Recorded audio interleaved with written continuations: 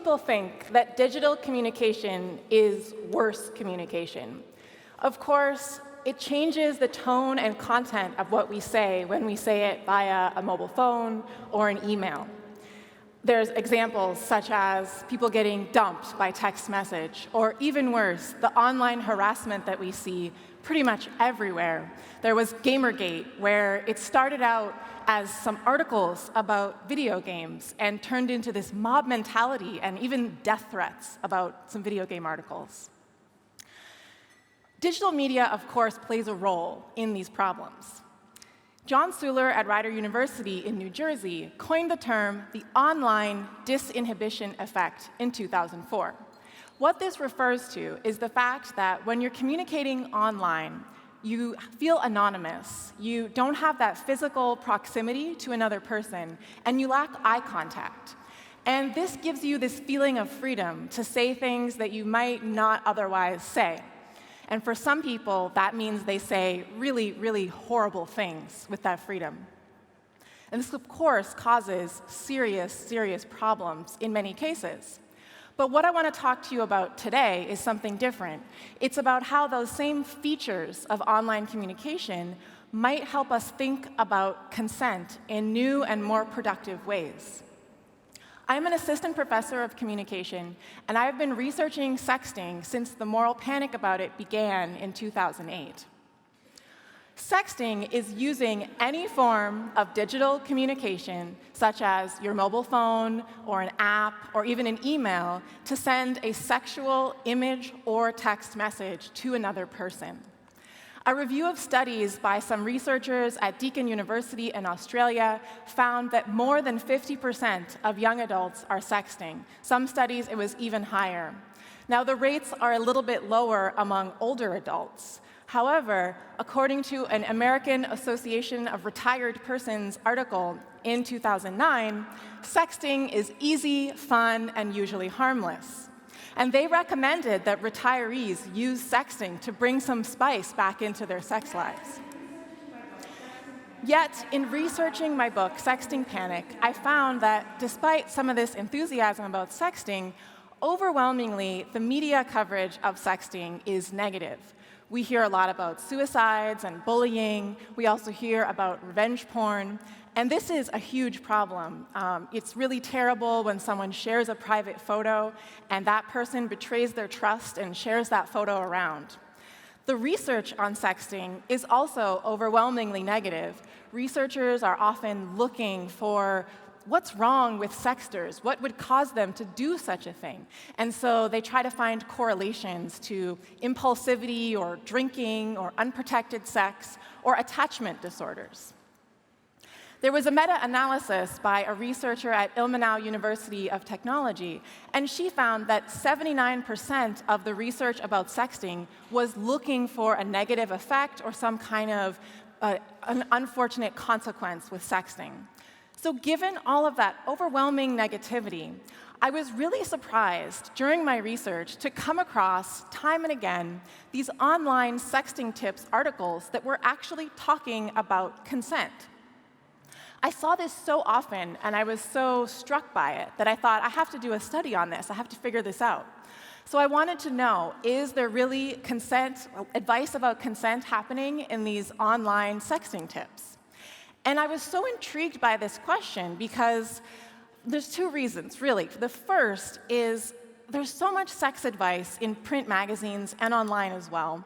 And there's a ton of research on it going back decades that it's, unsurprisingly, really sexist usually. It's also usually really heteronormative. And in addition to that, you really shouldn't take their advice to use ice cubes during sex because pretty much no one likes that. The second reason is that activists have been telling us that we need affirmative consent for decades. People keep saying it over and over again, and people keep resisting it, saying, it's too complicated, it's not sexy, I don't understand what I'm supposed to do. They think that they can't really do it in their sex lives. And yet here we're seeing it. I found it in these spammy clickbait articles about sexting. I'm talking about sites like Gizmodo, WikiHow, Men's Health. These are not feminist websites, to say the least. They don't have an agenda of helping us understand consent better. It's there. So this tells us something really interesting, that affirmative consent doesn't have to be that complicated. It can be popular. It can be mainstream. And it's really quite simple. If you initiate a sex act, it is your responsibility to make sure that you can arrive at a mutual agreement about what's happening with the other person who's your partner. It's really as simple as saying, do you like this? And the answer you're looking for is not silence, it's not maybe, it's not something ambiguous. It's yes, I like it. That's it. It's that simple. And promoting this model is so important. There's a lot of theorists and researchers that have told us that the rates of sexual assault that we see that are high worldwide, this is not inevitable. This is a problem that we have the power to solve by changing our social norms. Unfortunately, we have a wide acceptance of sexual violence. There was a very disturbing study from researchers at the University of North Dakota, and they found that 1/3 of young men said they would force another person to have sex if they knew there were no consequences. Most of those young men did not admit that they would rape someone, but if you phrase it in that sneaky way, they say, yeah, I would do that. 1/3. I'm disturbed by that statistic every time I think about it. Most people who are likely to commit rape as well tend to believe in rape myths. There's many studies on this, and those myths include that victims are asking for it, or that men are supposed to follow these gendered scripts of aggression and force during sex. And so what we have is this typical sexual violence prevention that everyone's probably heard, where we tell potential victims, avoid all risk, as if that was possible, and say no more loudly and more clearly. And we tell people that this is the solution to sexual violence. If it was, we would have solved it, because everyone's heard this before. It's not the solution, because rape is not a problem of miscommunication.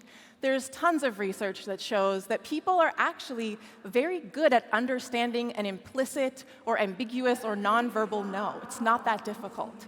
The problem is that rapists choose to ignore that message. The thing is, people who commit rape have this expectation sometimes in their head that force and aggression and coercion is just part of the script. And this is a very gendered thing that men are taught in so many different ways in our culture. So instead, it's so important that we work on changing our culture to make affirmative consent and talking about consent and practicing talking about consent the norm. This means that we have to teach everyone, including potential rapists, that they have to make sure that they've negotiated a meaningful yes with their partner. So this is why I was so excited to see consent in these online articles. So I did this study, and I took a sample of the web pages that users searching in English are likely to come across if they're looking online for either sex tips or sexting tips. And I just took the first page of Google search results for some really popular keywords, because nobody actually clicks past the first page of Google. And I came up with 41 unique websites from places like Cosmo.com, and there was a British sex ed site for teens, and there was also RomanceWays.com, which hasn't been updated in a very long time. My question is, how were these sex tips different from the sexting tips? Were they really discussing consent differently? Because I sort of thought they might be. Turns out they were. So 5% of the sex advice tips talked about consent, but 33% of the sexting tips did. And I was happy to see that difference. So those general sex tips, they hardly even talked about communication, which is vital during sex. They just kind of talked about communication as something that's fun to add, that might enhance your sex life, which it's a good start, but they're kind of implying that communication is optional, and it's not. A few even had these fantasies about sexual aggression, which is totally fine as role play, but there were no advice, there was no warnings about making those scenes of fantasy aggression, making sure that they are safe and consensual, and that's vital if you're engaging in that type of role play. The sexting tips, on the other hand, though they were not perfect, only 33%, not all of them, they point to something that maybe we're getting better at talking about consent when we're talking about sexting. Maybe we're headed in the right direction. These sexting tips, they did talk about this, communicate because it's fun, it adds something, but one-third of them warned about the potential harm of sending someone a sext that they don't want. This is so exciting because it tells readers, you need to seek consent before sexting, and that's just not there in the regular sex tips. So for example, one website said, make sure the other party is a willing participant. This doesn't seem that complicated, but this type of comment was really not in the sex advice at all. Even better, there was explicit warnings about the harm of unwanted sexting. So people described it as something that would cause shock and horror, or might make someone feel weird and uncomfortable and impossibly awkward. Sending unwanted sexts was called creepy, and people warned in these articles that it was a form of sexual harassment to send someone a sexual image that they don't want to receive. Another article said that sexting is like dumping out some giant bucket of condoms and sparklers. This is important because it's not just about having better sex. It's about, implicitly, you don't want to harm another person. You want to respect their sexual autonomy. And you want to engage in explicit communication about sex. Some of the articles even addressed the rape myth that prior sex acts or a prior sexual relationship implies consent in the future. One article says, just because a woman gives you her number doesn't mean she wants to sext. That's good advice. Another said, don't send unsolicited naked pics, ever, even if it's your wife. Also good advice. The biggest gender disparity is that men were told, don't send photos of your penises, and women were told, don't send photos of your faces. This is a curious disparity at first, but the more I thought about it, I think the reason is we're not really used to objectifying men's bodies. It happens sometimes, but not nearly as often as we objectify women's bodies. So the dick pic is seen, if it's unwanted, as maybe a joke.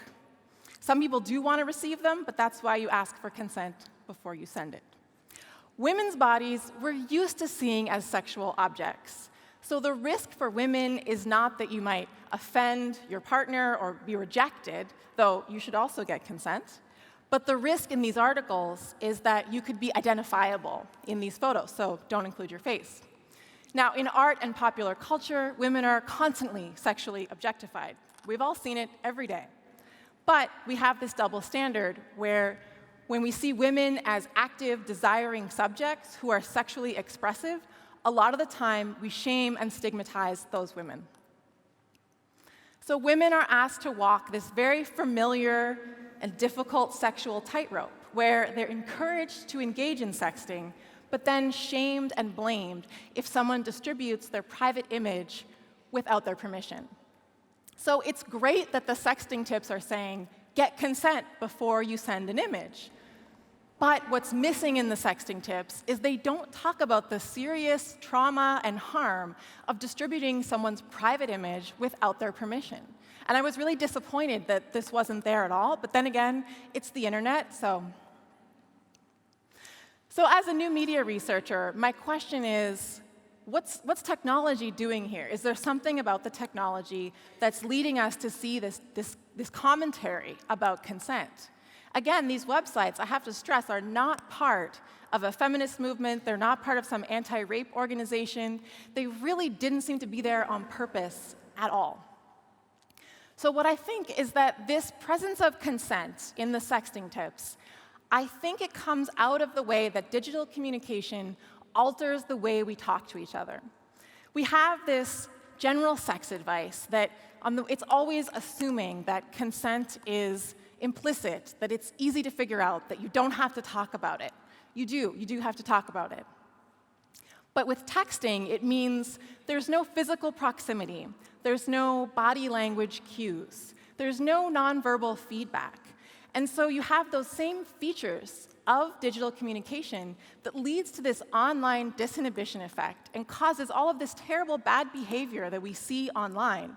But those exact same features mean that you can't assume consent. You have to talk about it. You can't take it for granted.